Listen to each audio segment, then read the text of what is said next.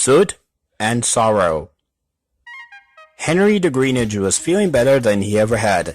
His new shape was proven to be a great success. His trains were early, and he was more than capable of pulling them all by himself. Recently, he had taught Gordon and some silly boys a lesson with a whistle and a sneeze, but I'm sorry to say, it was going to bite him on the buffer. While Gordon was away having his whistle repaired, Henry was given the express. He loved flying along the rails, and the passengers were pleased with him. As he waited at one of the stations, Henry spotted a man and a woman glaring at him from the platform. They spoke amongst themselves until they eventually left. "What was all that about?" Henry asked his driver. "What was what about?" queried the driver. "That man and woman. They were giving me daggers. Have there been any complaints?" "None at all. Quite the opposite, really. We've been receiving praise all morning," the driver answered. "Strange. Very strange indeed," muttered Henry, as the guard blew his whistle and he set off from the station. That night, he told the other engines about the peculiar passengers. James scoffed. "Passengers always glared and complained at me. It's just what they do. Better get used to it if you're going to be pulling passengers from now on." "They only glare at you 'cause they're worried you'll take their bootlaces again," said Thomas cheekily. "Or get their top hats all wet," added Percy with a giggle. "It's not like you have a great reputation with passengers either, Thomas. Getting them trapped in snow, or racing at dangerous speeds. As for you, Percy, you've hardly ever pulled passengers before," hissed James. "I pulled Thomas's trains while you were stuck in the sheds," snapped Percy. "I'd hardly call those proper trains," James growled indignantly. "Watch what you say about branch line trains," Thomas said defensively. "Enough!" shouted Edward sternly. "I'm not in the mood for any of your bickering. Now go to sleep at once. I won't say it again." Everyone fell silent and began to fall asleep. All except Henry, who couldn't help but wonder about the mysterious couple. The following morning, Henry woke slowly as he felt steam slowly pouring into his cylinders. He opened his eyes and was rather surprised as to what he saw. His crew, the Fat Controller, and 2 men and 2 women were crowded around him. Henry recognized the mysterious couple immediately, but wasn't sure who the other 2 were. They all had very serious expressions on their faces. "These people have complained to me about their boys being covered in soot. They claim you are the engine responsible. Is this true, Henry?" asked the Fat Controller. "Yes, sir. It was me. But I only did it because those boys dropped stones on my train," replied Henry. "Nonsense!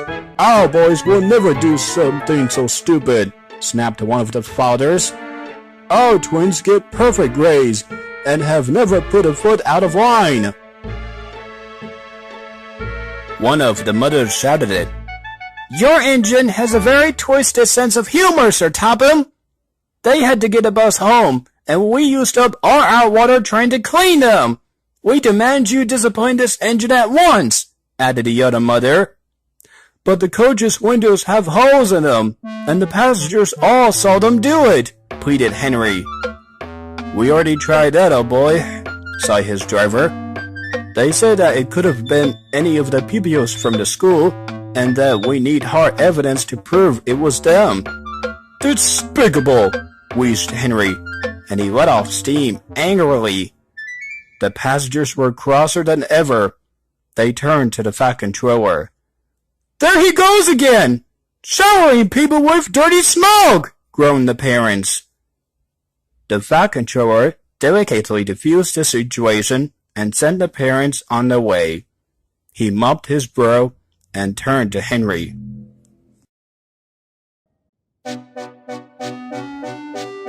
I'm sorry, Henry, but until some proof comes to light to justify your actions, you will be on goods trains, effective immediately.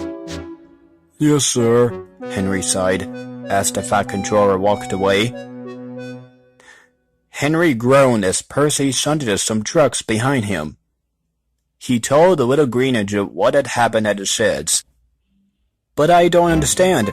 If your passengers saw them, why don't they tell the Fat Controller? Asked Percy. Trying to find those passengers will be like trying to find a needle in a haystack, Henry answered blankly. Besides, the passengers wouldn't be satisfied until they see hard evidence.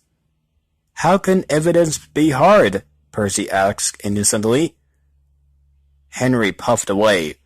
He wasn't in the mood for one of Percy's questions. Percy pondered all the while as he returned to shunting.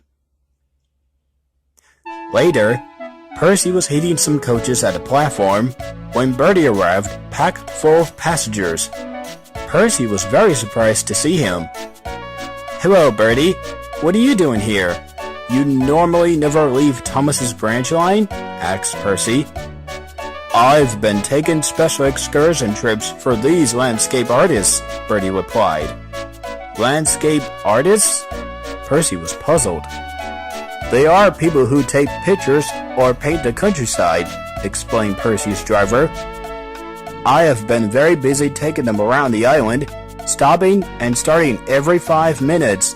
This is my first rest all day, sighed Bertie, as more of the landscape artists got off.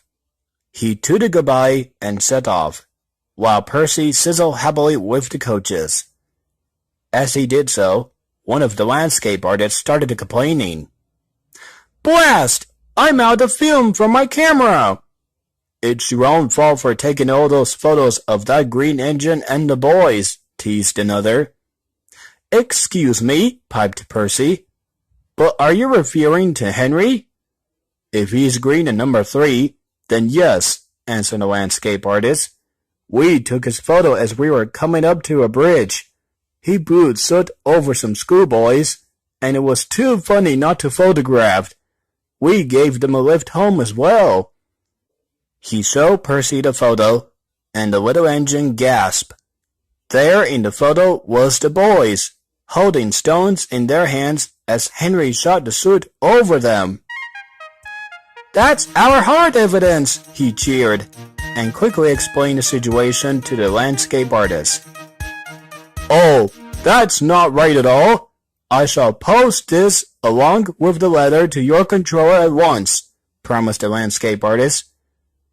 Percy whistled gaily as they all climbed back on board the coaches. Henry was still in a foul mood that evening. A scout sat on the smoke box as he complained bitterly about the situation. Most of the engines felt sorry for him, but Percy couldn't contain his excitement.